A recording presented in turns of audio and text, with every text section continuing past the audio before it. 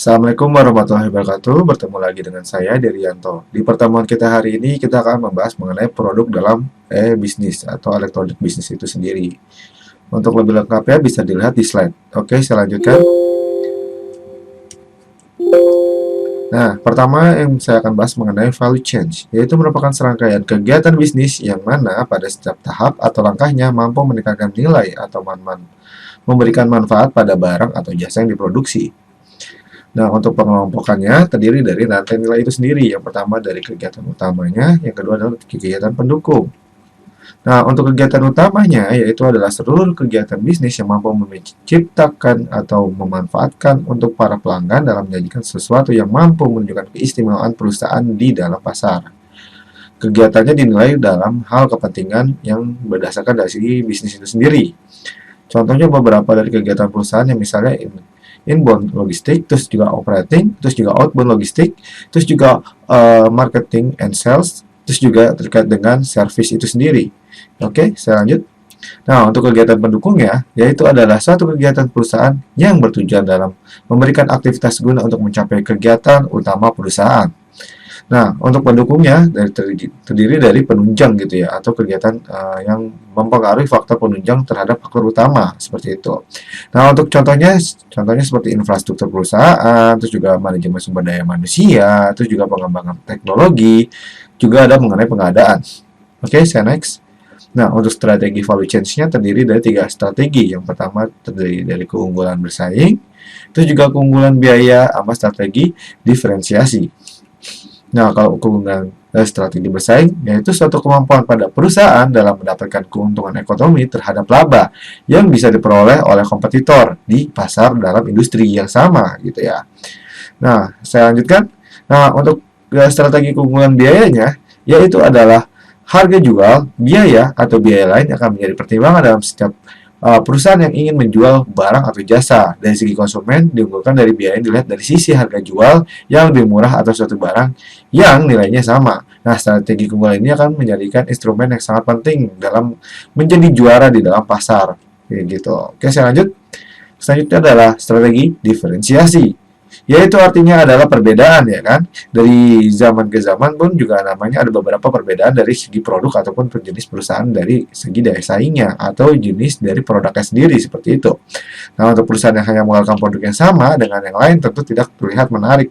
Jadi adanya beberapa komunikasi atau perubahan-perubahan yang akan mempengaruhi produsen ataupun konsumen dari segi barang atau jasanya itu sendiri seperti itu. Nah, untuk fungsi rantai nilai dalam perusahaan, yang pertama adalah penelitian dan pengembangan, terus desain produk atau jasa hingga proses ya maksudnya, terus juga produksi, terus pemasaran dan penjualan. Nah, untuk penelitian dan pengembangan biasanya diterapkan berdasarkan dari memudahkan perusahaan untuk melakukan penelitian yang bertujuan untuk pengembangan produk, barang atau jasa yang akan dipasarkan seperti itu.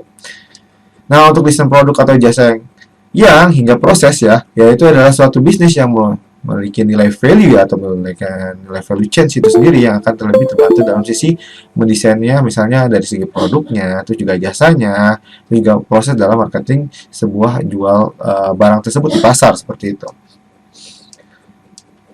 Oke, saya next. Nah, selanjutnya adalah produksi, yaitu fungsi yang satu ini sangat berkaitan dengan value chain itu sendiri, yaitu di mana menggunakan strategi value chain untuk meningkatkan produksi dalam sisi jumlah atau juga efektivitas biaya itu sendiri. Nah, yang selanjutnya adalah pemasaran dan penjualan. Nah, untuk pemasaran dan penjualan di sini ada 2 hal penting yang harus dirumuskan di perusahaan berkaitan dengan penjualan itu sendiri, yang berkaitan dari proses pemasaran. Yang pertama menerapkan dari strategi value chain, yang kedua adalah distribusi dan juga pelayanan dari pelanggan itu sendiri seperti itu. Oke, saya next.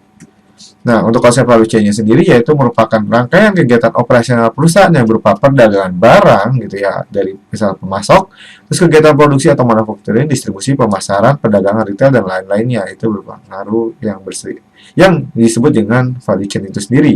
Nah, untuk value chain analisisnya yaitu proses di mana sebuah perusahaan mengidentifikasi kegiatan utama atau bantuan yang menimbulkan nilai produk gitu ya. Jadi ada memiliki nilai jual seperti itu. Oke, saya lanjut. Nah, untuk strategi dari value chain dalam bisnis, misalnya menurut Michael A. Porter ya, dia menjelaskan bahwa rangkaian kegiatan yang untuk operasional perusahaan dalam industri yang spesifik untuk menciptakan nilai atau keuntungan kompetitif bagi organisasi seperti itu. Contohnya seperti unit bisnisnya itu sendiri, apakah akan berkembang atau tidak, ya kan? Nah, ini dari segi baik atau buruk ya, atau primitive activity, yaitu di mana aktivitas pendukung juga berpengaruh gitu ya. Nah, terdapat 3 jenis aktivitas yang berperan dalam hal perbedaan atau menciptakan keunggulan kompetitif perusahaan, misalnya dari direct activity, terus indirect activity, terus juga quality activity. Nah, untuk direct activity, yaitu aktivitas secara langsung terlibat dalam penciptaan nilai bagi pembeli. Sedangkan indirect, yaitu aktivitas memungkinkan untuk dilakukan aktivitas langsung secara terus-menerus. Sedangkan quality udah pasti pada jaminan mutu barang itu sendiri, seperti itu. Oke, next. Nah, ini selanjutnya dari aktivitas dari value chain, bukan dari aktivitas independen, melainkan dari independennya itu sendiri, yaitu hubungan antara aktivitas mempengaruhi kinerja dan biaya aktivitas lainnya. Misalnya, menurut Potter nih, misal fungsi yang sama dilakukan dengan cara yang berbeda, terus juga biayanya atau kinerja aktivitasnya, terus juga aktivitas dilakukan dari perusahaan gitu ya. Juga fungsi kualitas angsuran satu biaya penjaminnya seperti itu ya. Oke, next. Nah, di sini yaitu tahap-tahap value chain yang harus diketahui. Yang pertama adalah mengidentifikasi dari value chain itu sendiri. Terus juga mengidentifikasi dari cost driver lah. Ya, yaitu misalnya dari faktor pengiriman atau tracking gitu ya. Terus juga pengembangan keunggulan kompetitif dari biaya dan menambah nilai gitu. Nah, untuk identifikasinya yang tadi bilang ya, keunggulan kompetitif, terus nilai tambah, terus ya juga untuk peluang untuk mengurangi biaya atau efisiensi seperti itu. Nah, ini mungkin contoh-contoh menurut beberapa ahli ya, misalnya kayak misalnya menurut David yang mengacu pada proses untuk mengenai asurai atau yang berkumpul terkaitkan dari aktivitas atau dari nilai value-nya itu sendiri gitu ya. Ada juga menurut Pitch and Robbins gitu ya, yang terkaitan dari rantai nilai gitu ya, dari perspektif di mana bisnis itu dijalankan seperti itu. Nah, ini contoh dari mungkin value chain model dari Kinsey ya, ini ada teknologi, ada produk, ada manufacturing, ada marketing, ada distribusi, sama service tadi udah dijelaskan ya.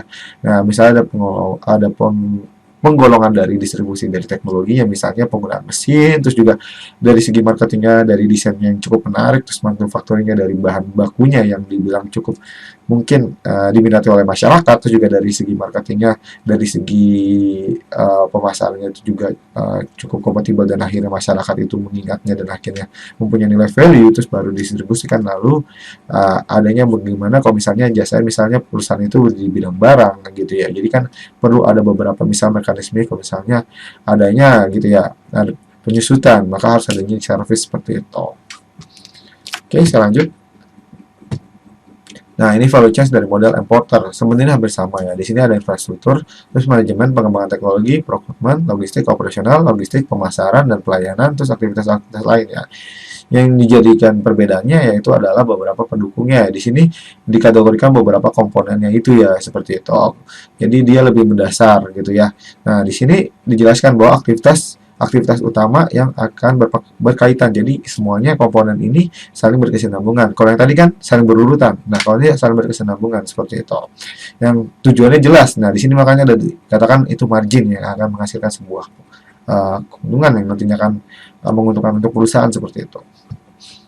Nah, di sini arsitektur bisnis. Nah, ini mungkin sedikit ya. Perencanaan, pelaksanaan, evaluasi, pengendalian, peningkatan. Nah, kurang lebihnya seperti gambar di sini ya. Adanya di sini dijelaskan tuh ada karyawan, terus juga ada keilmuannya, terus ada beberapa dari misalnya customer supplier, terus partner, terus relation. Nah, ini saling berkesinambungan nih. Nah, seperti itu. Nah, untuk komponen yang dari misalnya horizontal gitu ya, dan vertikal itu saling berkaitan gitu. Misalnya dari supplier ke customer itu kan dari distribusi barang ya, sedangkan dari employer ke partner itu dari misalnya dari kerjasamanya, peningkatan dan segala macam. Nah, untuk fungsinya itu sendiri misalnya kayak PDO, misalnya planning, do, organizing gitu ya, merencanakan, melakukan, lalu mengaplikasikannya atau mengkategorikan berdasarkan dari komponennya seperti itu. Juga ada POAC yaitu planning ya, atau planning ya, organizing, ini planning gitu, organizing, activating sama controlling gitu ya.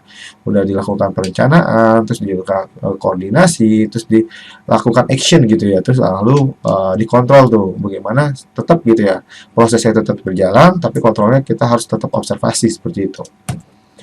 Oke, sekian materi kita hari ini, dan maaf jika ada kesalahan atau perbuatan yang kurang berkenan. Kurang lebihnya mohon maaf. Wabillahi taufiq wal hidayah. Wassalamualaikum warahmatullahi wabarakatuh.